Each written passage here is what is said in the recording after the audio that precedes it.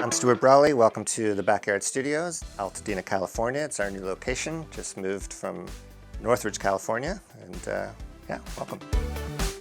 Well, I was a huge Beatles fan very early on as a kid. I have photos of me with the 45s, listening on headphones, and obsessed with George Martin. Although I didn't really understand what a producer did, I knew that it was important, and I knew that I loved what I was hearing. But growing up through high school and even starting university, I never really considered being a songwriter or a producer, really. I was more on the track to be a music teacher, and got a scholarship and was halfway through when I realized I'm miserable. I don't want to teach music. And I took a year off, and in that year off, a friend of mine who had gone into pharmacy, he also bailed on his program, and he's like, yeah, I think I'm gonna go do a couple years of recording school. And this light bulb went off because I'd always been obsessed with it. I'd dabbled in 4-track recording, and I was like, oh my God, that's what I need to be doing. So I applied and changed my life. 2 years, and I finally felt like, yeah, this is what I'm supposed to be doing. And it was an amazing program out of London, Ontario that focused on music production, recording engineering, and I'm like, yeah, this is what I want to do.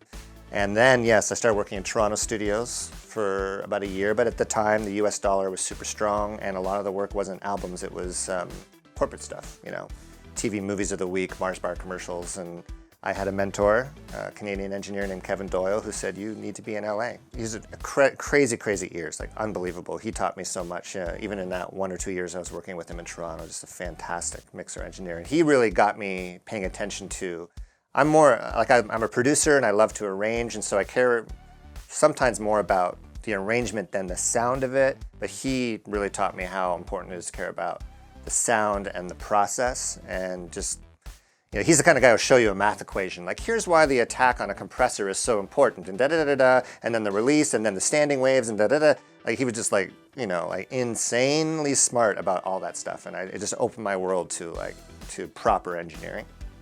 And he said, we're going to LA. I'm gonna walk in the door to a few studios in Los Angeles and introduce you to some people.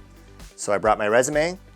He took me into Record Plant, he took me into Oceanway, took me into Conway. I got to meet these people, handed out my resume, saw LA, went home, thought, well, that was fun, but probably nothing will come of that. Next day the phone rings. Conway wants to hire me as an assistant. I have no work visa, so I said no. Good, law-abiding Canadian. Like, no, sorry, I'm not ready. I'm like, okay, I gotta get a visa fast. So I hired a Canadian lawyer who was just not, didn't know the deal. Phone rang a second time. It was Record Plant, and they said, you want to come work for us? I'm like, is there a shortage of engineers in Los Angeles? I've gotten 2 calls, so I still didn't have the visa, but I'm like, there won't be a third call. I have to say yes. So I said yes, promised to be there. At the time, I was trying to get a free trade visa, which totally didn't work. I went to the Toronto airport with what I thought was the right paperwork, got turned away. And so I basically crossed the border at Buffalo and bought a one-way ticket, came down to LA, worked for free. The Record Plant was awesome. They're like, we can't pay you because you're not allowed to work here, but get an American lawyer, get a visa.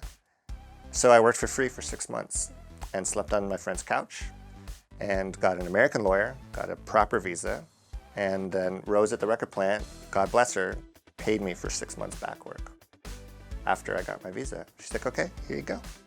And that was the beginning.